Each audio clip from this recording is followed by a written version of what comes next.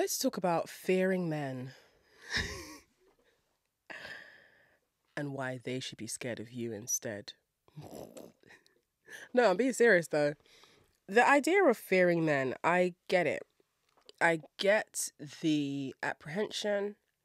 I completely understand the anxiety, and I'm aware that men are dangerous.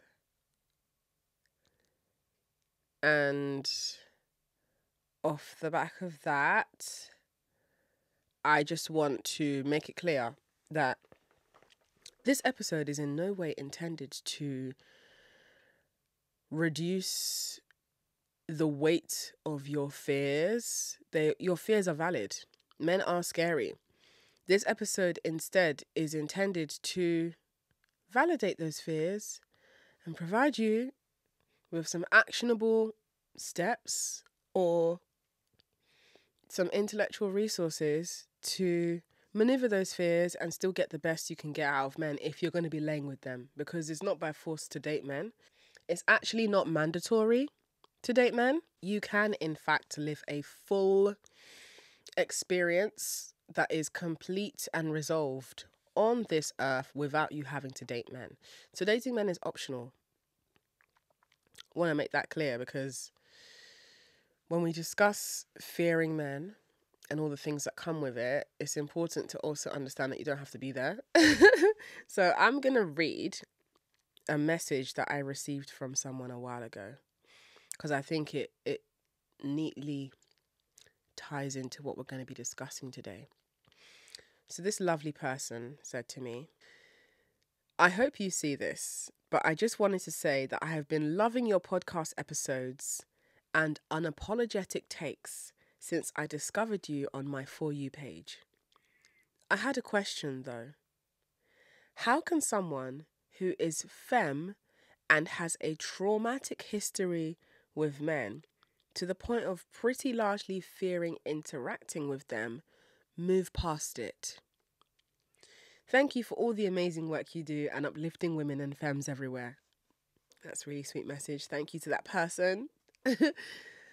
Okay, so the main part of this message is, how can someone who is femme and has a traumatic history with men to the point of pretty much largely fearing interacting with them move past it? I wanted to include this message in this episode because this is a really, really important discussion. And this underpins the very foundation of the work I do. There are a lot of people who disagree with my approach. Fair enough to them. There are a lot of people who don't understand my approach, especially because a large portion of my approach involves money. People often say things like, well, men who have money are scary because they have more control. Don't you think that you're putting yourself in a less empowered position by wanting to be with a man who pays your bills? Wouldn't you say that's setting us back another 50 years? And to that I say, or maybe to you, because I ain't scared of none of these people. I'll tell you why I ain't scared. So, the same way people love to defend broke men in the context of, well, broke men are lovable too. Great. Love to hear that. But you don't say the same about rich men, though. It's funny how when people talk about broke men, they want to defend all the nuances of the romantic inclinations of a broke man, because they want to believe that the best they can do is serving them, innit? Like, a lot of these women, the best they can do is a broke man. I ain't gonna hold you. For me, however, I think that when we talk about rich men, the largest portion of that conversation pertains to fear. People are scared they're going to be controlled. It's because of what you see on TV, innit? Like, you see rich men who have power and they will send out a private operator to come and stalk the woman that they love, or, you know, they'll keep you trapped in a building and all these really crazy things. I'm going to hold your hand as I say this. Rich men are not a monolith, okay? This is not the 1980s anymore, where there was no social media and everyone got rich either by being a super successful salesman or through inheritance or through being a banker or a movie star. The options are a lot wider now. So you will meet rich men who got rich from working in fucking IT. Okay? They're not all the glamorous fucking Macintosh coat with a cigar type of rich man. You will meet rich men who, I kid you not, got rich from fucking drop shipping an arbitrary product on Amazon. I have met, oh my God, I need to tell you to go outside. Diversify the types of grass that you touch when you go outside. Okay? There is so much out there. And I'm not here to do PR on behalf of rich men. That's not what this is about. This is about us discussing fear. Fear often comes from a lack of education or a lack of exposure to the thing. So not only are there rich men who have made money from drop shipping products on Amazon or from them working in IT, there are rich men who have gotten their money genuinely from being a YouTuber. There are so many ways people make money now. I have met people who make money from jobs that they've had to explain it to me 3 times and I still don't get it. So on the 3rd time, I just nod and smile. I'm just like, yeah, sounds like you make a lot of money. That's good for you. Yeah. I don't know what that means, babe, but yeah. There is a lot out there. I promise you, these men don't have time to stalk you, babe. You're not that important. Like, it really helps. It really helps to once in a while remind yourself you're not that important in the grand scheme of things. Especially if you don't even know why that man's interested in you. There are men who will take interest in you as complex, layered, and nuanced your beautiful personality and presence and face and body is. There are men who will see all that and they just like you because you got big tits. You won't know that because they're not going to say that to you because it's going to offend you. But you might not know that the reason why that guy just really likes you is because he's got a thing for tits of a particular size.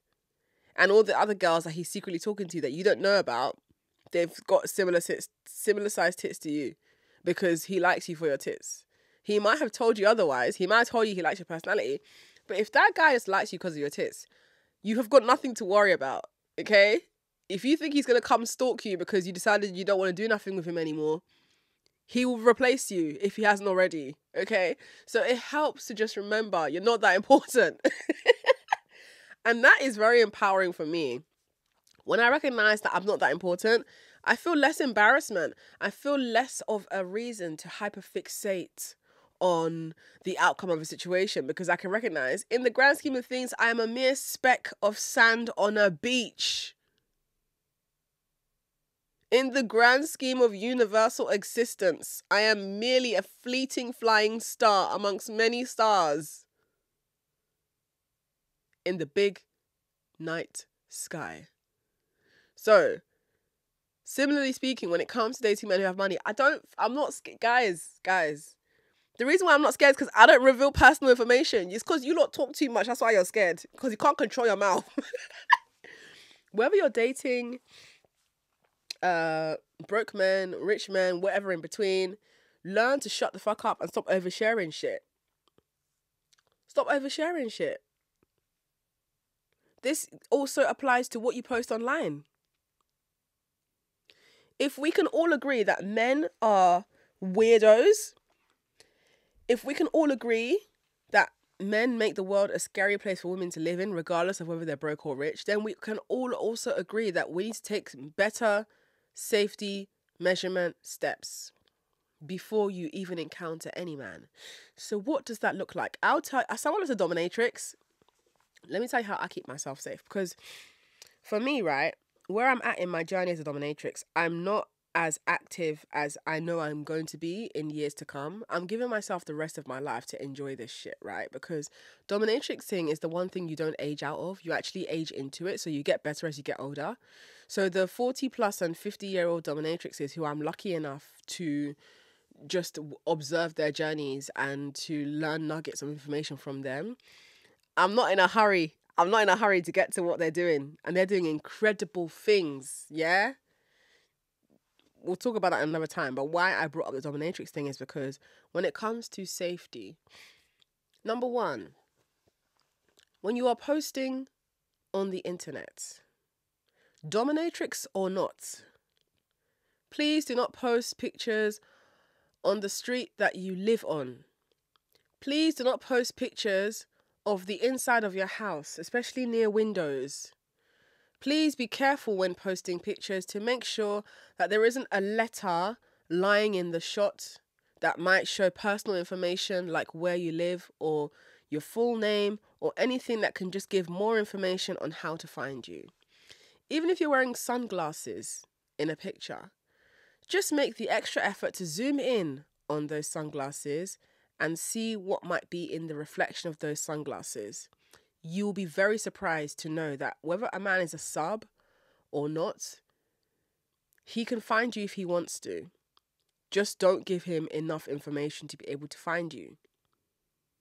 That also means don't be opening your mouth to tell men that you live alone. If you live alone, lie that you live with your mum. Lie that you've got someone who is staying with you for the next 6 months. Lie. Do not tell men that you live on your own. Some may see it as an invitation to invite themselves to your house. Others, if they are ill-intended, will see you as even more of a potential prime victim for whatever. And that's not just rich men.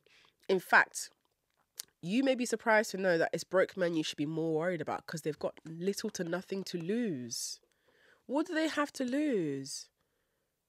It's rich men who have to be a lot more careful, especially these days in the age of social media.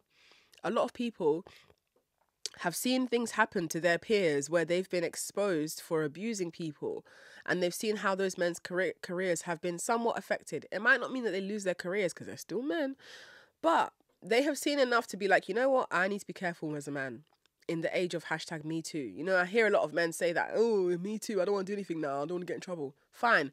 I'd rather men feel scared to approach women than to feel like it's okay to just approach women with anything. I'd rather you're scared to approach me. I don't care why you're scared to approach me. I'd rather you're scared to approach me because it means that if you do overcome the fear of approaching me, you're approaching me for a reason and you've assessed whether that reason is good enough for me to give you a response. So we're on the same page at least. But when it comes to keeping yourself safe as a woman, no telling men you live alone. Thinking about this concept of fearing men. I promise you, you have nothing to fear if you have been careful about what information you reveal. Men are always going to be depraved and strange people, and you don't know who is who until you find out, right? Until a man gives you enough reason to feel otherwise, assume the worst. That is what keeps me safe. That is what stops me from fearing men every time I leave the house. I assume that you're a predator. I assume that you're married. I assume that you are cheating on somebody. I assume that you are not a genuine person. And when you start to show me otherwise, I am more than happy. I'm overjoyed to be proven wrong. I don't want to believe the worst of people, but it is safer to assume the worst of men and let them prove you wrong. If you're someone who has anxiety around men or you don't know how to speak up, you're scared, babe, understand what you're dealing with, because having anxiety about how to speak up for yourself, that won't get you very far with men. That will get you used. I promise you. So, like I said at the beginning of this conversation, it's not by force to date men, okay? It's not mandatory. It's never that serious. But if you feel like you have to, if you feel like you absolutely must date men, then you need to start working on that voice of yours. Start working on learning how to be strategic with how you share information. Stop telling men you live alone is a key one. Another thing, stop telling men. It's okay to make up stories about your past. especially when it comes to dating. Take the best bits you can from exes you've been with and turn those best bits into the whole relationship. But add room for some nuance so it doesn't sound like you're lying. If you don't feel comfortable with lying, you have to get comfortable with lying. If you don't know how to get comfortable with lying, practice writing your lies down in the notes app. And practice the ways that you can weave those lies into conversation. Go as far as imagining how that person is likely to respond to what you've woven into the conversation and see what responses you can create in response to their response. Yeah, this sounds neurotic, but that's how you need to think if you want to be dating men, because you know what? It's not mandatory to date men. It's not by force. You're choosing to date men, which means that you're choosing to open yourself up to potential abuse or violation. So to protect yourself from that, here's how to do it. It's kept me alive. It's kept me going. Yeah? I don't know what you lot's tools of measurement is to determine how happy someone is. You're going to have to just take my word for it, babe. Like, I'm not out here waking up every day feeling fucking used and tormented by the memory of a man who I gave too much to. That is long gone. That's long, long, long gone. That was from my earlier 20s. I'm 29 now. Okay, I am necking 30. I'm not about to be putting myself in situations where I'm likely to open myself up to more danger for the chance to connect better with a man. Because I feel like straight women are the most confusing. Like, you man will sit here talking about how you're scared of men. So you acknowledge, so you agree that men are dangerous people, but then you won't have any fucking boundaries. You won't have any standards. Because my thing is, if I'm dating my predator, it needs to really benefit me. It needs to be really working for me. I'm not about to put myself in a line of danger and then still be like, oh, I'm so scared. No, empower yourself. Empower yourself. Stop talking too much. Stop telling men you live alone. Lie that you live with your mum, because it also stops them from trying to come to you to sleep with you. If you live with your mum, if you lie that you live with your mum, then it's not a very sexy situation, innit? Like, he's not about to come to your house and do nothing with you because your mum's there. And it gets to be an excuse that you can use for a very long time. You can really use that to your strategic benefit if you know how to lie, if you know why you're lying, if you know what you intend to get out of the lie. Stop feeling bad about lying to men. They're lying to you all the time. And they ain't scared of no outcome. Are you scared that if you lie to a man, he's going to find out, he's going to snap your head in half? If that's the case, then we all need to be upping our standards.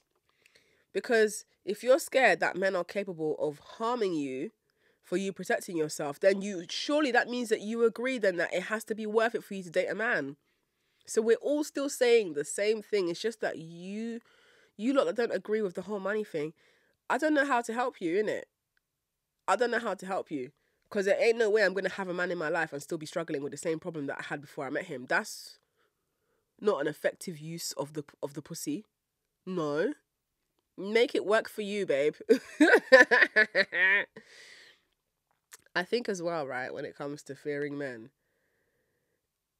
you're going to have to learn. You're going to have to learn to work with that fear.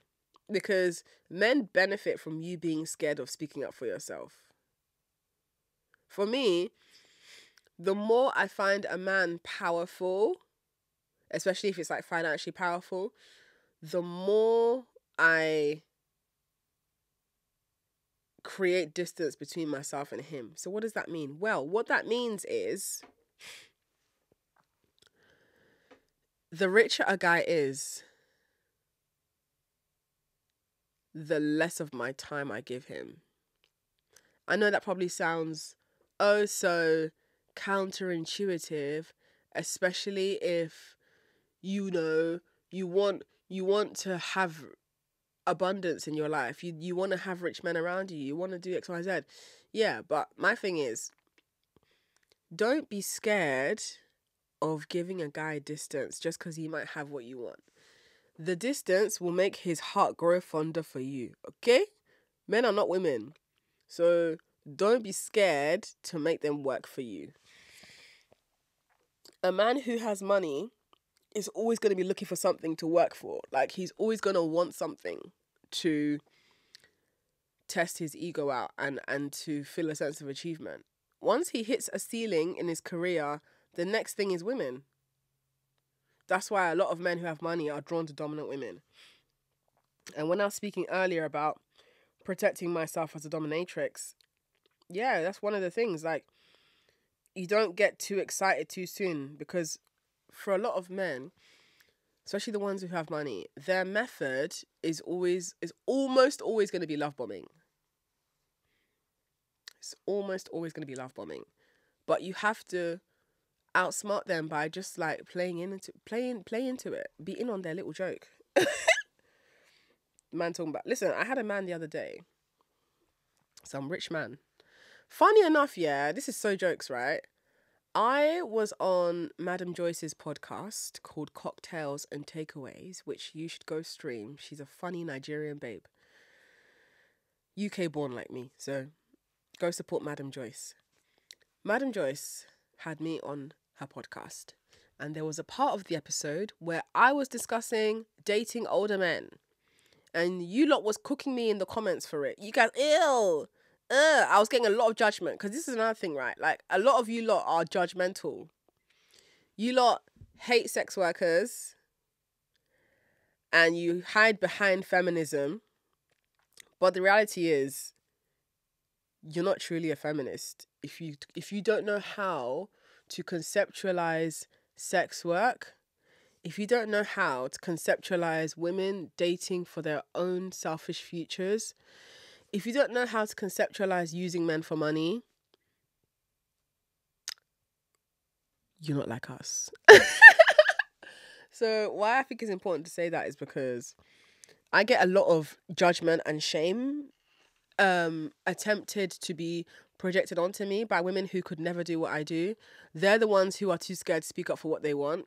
They're the ones who get tongue-tied when they're in the presence of rich men, because their comfort zone is only broke men.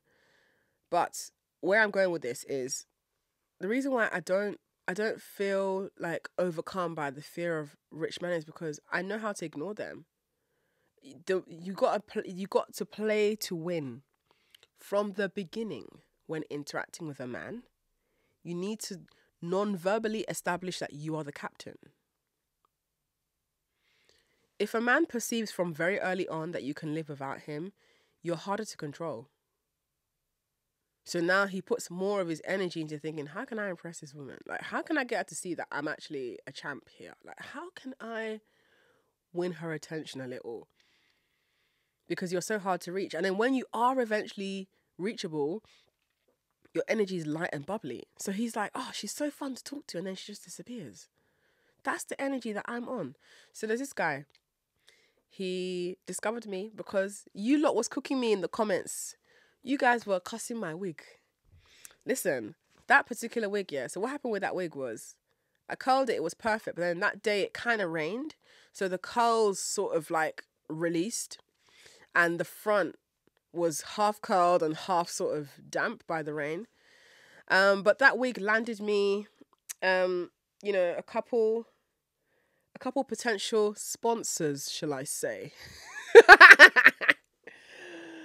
So thank you to you lot that was cooking me in the comments, because thanks to you guys, I ended up on this man's timeline, and he messaged me. And he was like, oh, I saw your podcast with Madam Joyce where you were talking about dating all the men. And I was like, yep, that's me. And then it became a conversation where, I'm not going to talk too much about what he does, but he has money. And he's Nigerian too, funny enough. But the conversation now became about him wanting to... him wanting to buy me plane tickets, because he obviously wanted me to spend time with him in Nigeria, and because he's Nigerian, and you know me, I know how to throw my weight around. I made it clear that this is the thing for me, right? Like, if a guy wants me to travel anywhere, it has to be beneficial for me. So I already want to go to Nigeria. I would like to go to Nigeria before this year ends. But if a man is bringing me to Nigeria, he's taking me away from my work. So he's going to also need to give me the money that will make up for what I might lose from work by spending, I don't know, 3-4 weeks in Nigeria on his dollar. So when I told him what it's going to cost, because he actually suggested that he will buy me my tickets to Nigeria. But I said, I'll have to think about it because, I might have to spend some time away from my work. He was like, how much do you need? Told him how much I need. Just a few thousand, nothing crazy. It wasn't above 10K. That's what I'll say. And he was like, yeah, that's fine. So he kept on asking for my number. And so I then said, well, give me 3 reasons why I should give you my number. And then he was like, oh, because, number 1, because I know that I can take care of you so well. Number 2, you're very beautiful. Number 3, you're my type or something like that. Then I opened the message and left it on scene because at this point we're talking on Instagram. Left it on scene. And just to build suspense, I didn't reply to him for like 2-3 hours. And then he messaged again like, hello?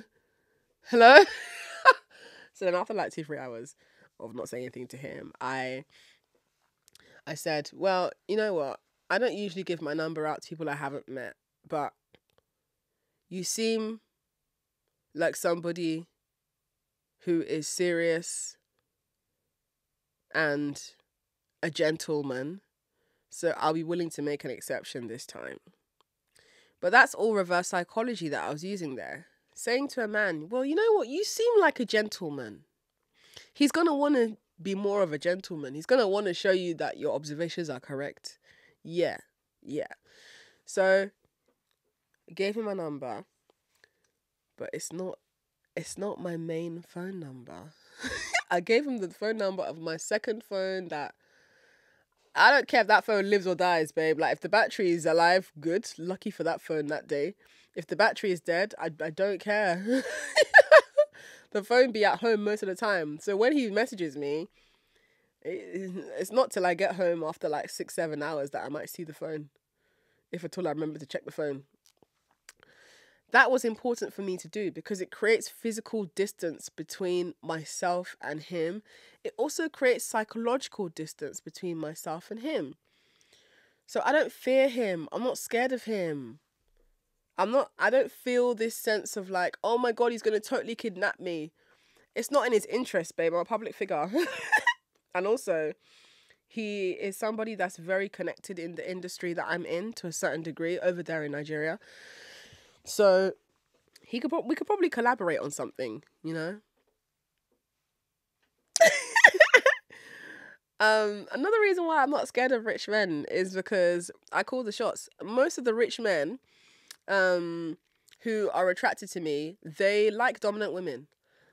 They don't necessarily say it. I just behave and assume that they do, and they get with the program. But the dominance isn't me being like, kneel down and look down, you little bitch. No, it's more just in how I use English language when speaking to them. I tend to keep my messages very short and concise and blunt and direct because, listen, if you're a man and you're older than me, you're in your late 40s, early 50s, you can handle the bluntness because you like looking at my soft breast. So you're going to have to handle this bluntness because you got no business talking to a hot 29-year-old if you ain't doing nothing for me. So I can be as sassy, rude, and cold as I want to be, and you can't do nothing about it. You can't do nothing about it. So, anytime I talk to him, it's very much me throwing my weight around. And yeah, so far so good. We'll see. If you see me in Nigeria, then you know what's up in it. But I think for a lot of women, especially when it comes to a traumatic history with men, that's the more reason why you got to do a hard 180 and change the ways that you date men. Change what you have told yourself you're attracted to. If you like men who are good looking and tall, you're more prone. You're actually, do you know what's interesting, right? Let me tell you something. If you like to date men for their looks, you're actually more prone to encountering abuse than you are if you are liking to date men for the money they have. I'll tell you why. Because a lot of men who don't have money but are good looking, they're usually the ones who are the most manipulative. And remember, they got nothing to lose. They don't have a reputation to protect. They don't have a business to protect. They don't have money that they could lose in a lawsuit or a reputation that could be damaged from you speaking out. They don't have that. All they have is a dick and some grey joggers. And they dangle the idea of relationship over your head to control you because that's what you're desperate for, a relationship. For me, I don't even desire a relationship, let alone desperate. For me, I desire an improvement in my lifestyle. I desire money. And I'm not desperate for either, by the way, because I can get it on my own. I've already got it. It's already done.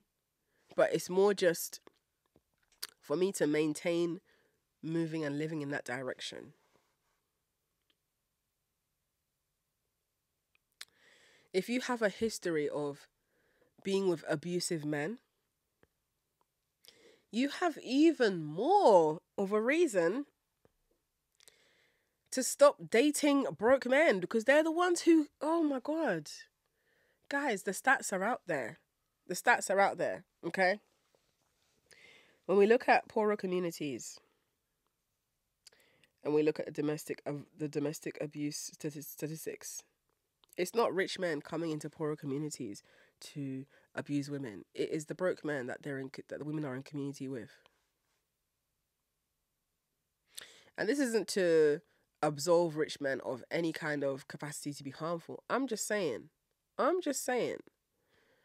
Just because you've been told from television and from like dangerous hearsay that all rich men are going to stalk you and kill you, you're not informed enough. I think the more you start to mix with certain like classes of people, the more you start to expose yourself to various lifestyles and mindsets, the more you start to recognize the nuance in rich people. Like, they're not just one character type. Just like how you guys swear up and down every day that broke men are not all just there to finish the food in your fridge. Apparently, some of them are loving partners, according to you lot. Which is great. That's lovely. Same can apply to rich men. You need to also come out of this belief system that things will only be hard for you. If you believe that you're worthy of being loved, nourished, and financially supported by the man who adores you, you know that can happen for you multiple times. It's not just one man. That can happen for you. It's not that hard. The man will still be a man. He probably will piss you off, just like how your broke boyfriend will probably piss you off. And in both instances, you probably forgive him because the broke guy will probably tell you what you want to hear. And the rich guy will probably do what he needs to do to make up for the damage is done in whatever way that feels authentic to you. But either way, you call the shots. If as a woman, you don't believe that you call the shots, regardless of whether you're dating a broke man or a rich man, you're always going to be the loser. And I also strongly believe in most women are better off single. People don't want to hear that though. People just don't like hearing that you might actually be better off single. People be feeling like, oh, sounds like it's not going to be very fun then. If I'm just single. Why can't your life be fun if you're single? Do you only see yourself through the lens of being in a relationship? Like, why is being single considered not fun? I want to understand that. Because the men that you lot be talking about to try and get me to believe that, oh, no, man, being single is dead. You got to be in a relationship. The men in said relationship, they're idiots. You guys would rather date an idiot than to be with yourself? Why are you so scared of your own company? Why are you running? Why are you running? Because, yeah, the topic is fearing men, but I deep down think you fear your own self. Like, you fear the voice is getting too loud if you don't have anything to distract yourself from how loud those voices are. And what are those voices saying to you? Those voices are telling you that you're unlovable. Those voices are telling you that you might not find the one. Those voices are telling you that you're not pretty enough. Those voices are telling you that that man is going to pick a girl who's better than you. And I don't think that any of that makes any sense, really, because yes, you are lovable. The concept of the one, get rid of that. You will find many people who will resonate with you in this lifetime. Because what happens if you date the one and then he dies? Like, God forbid it, but what if he dies? Like, what now? Is that it then? Are you widowed at 25 for the rest of your life? Never ever going to open yourself up to any new connection because the one, the only person who can ever resonate with you has gone? Is that it then? Is that how you're going to write yourself off? Just like that? Or are you going to accept and acknowledge that things run their course and all good things come to an end? What's it going to be? Because I just sometimes think that this whole fearing man thing, I think it can be a bit of a cop-out from doing the work you need to do on yourself to improve what kind of dating experiences you're having. Because we date at the level of our self-esteem. I've always said that and I've always believed that. We date at the level of our self-esteem. But just because you're dating a broke man doesn't necessarily mean your self-esteem is in the bin. It just means that's what you think you deserve. Which, when you hold a mirror up to yourself, and if you think that's what you deserve, then what does that say about your self-esteem? That's for you to answer, not me. But I'm just saying, like, consider overcoming the fear of being single, because that's what's going to empower you to walk away at the slightest inconvenience. And normally, the women who know how to run away, or not even run, the women who know how to walk away at the first sign of inconvenience are usually the women that men cannot stop thinking about. They are the women who men fight for. Because for you to have that absence of fear, there must be something spectacular about you. That's how they see it. So consider that. Consider that, because you guys will open your mouth and tell me that you fear men, but then you've barebacked him the second night you've met him. So are you scared or not? You guys will tell me that you fear man, and within 2 weeks he's living in your house with you. So are you scared or not? You guys will tell me that you fear men. He already knows where you live and he's already got a key. Why? You've only known him a month, huh? So, which one is it? Are you scared of men, or are you scared of being alone? Because if you was actually scared of men, you wouldn't be dating broke men. I can tell you that one for free. If you were scared of men, because me, as much as I spent this whole episode saying I'm not scared of men, because obviously, technically speaking, I know how to navigate men whilst prioritizing my safety. In the grand scheme of things, the reason why I'm so motivated to only date the best of the best within what's accessible to me is because men are scary. That's the whole reason why you got to go for the best possible option, because men are scary. If you don't date from an informed place, you're putting yourself in danger. You can't just date based on your feelings.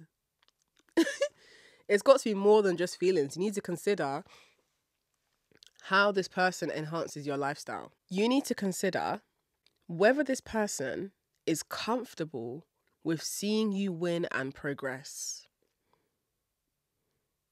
Because some of the broke men you guys be dating, they be hella jealous of you. They're jealous that you're making more money than them. They're deeply embarrassed that the woman that they love is a breadwinner. They are so ashamed that they come to you to ask for money and you don't even feel embarrassed. You're there giving them money. That's why you lot are all equally yoked. You lot all deserve each other. Because that could not be me. If I feel like a man can ever feel comfortable enough to ask me for money, he's not someone that I'll date. He's someone I can be friends with from a very healthy distance. I don't think he's a bad person. I just think he can't be my boyfriend. Because the man who loves me would never ask me for money. He just wouldn't. And this is how you need to reframe your line of thinking.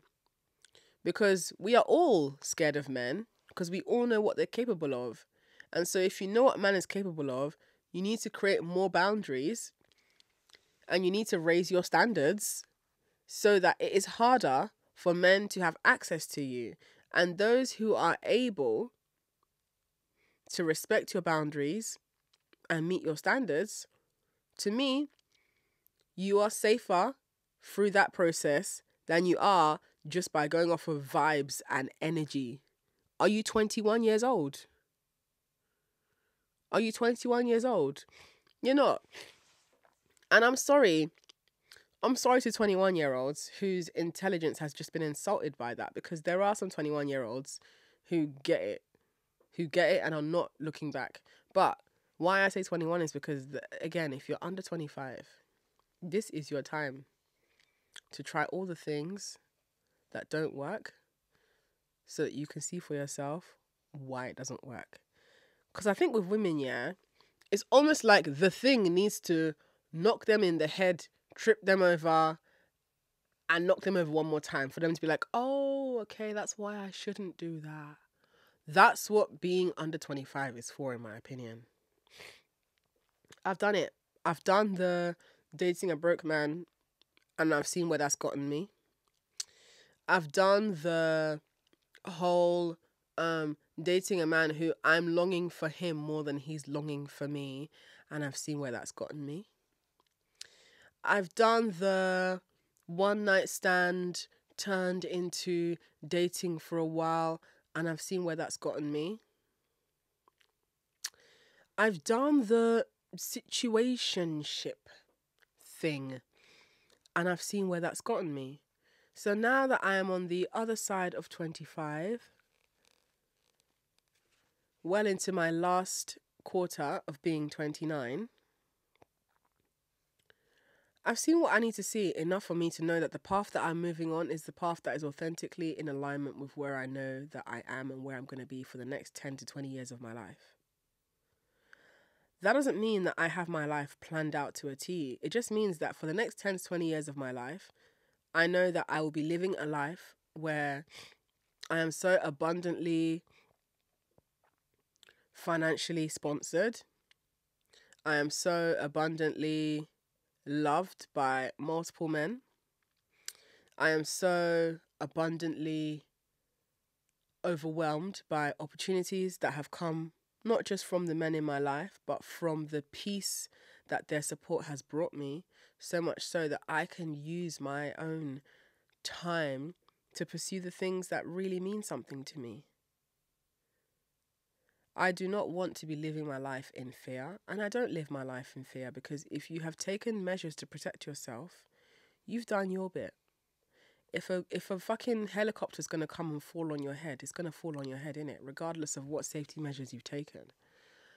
But, if you're going to be flippantly sharing information about yourself and letting men see you as a potential place to squat and to dump their problems onto, they will do that. So stop being so flippant with your personal information. Learn from now, if you can, to be more careful of how you share your personal information.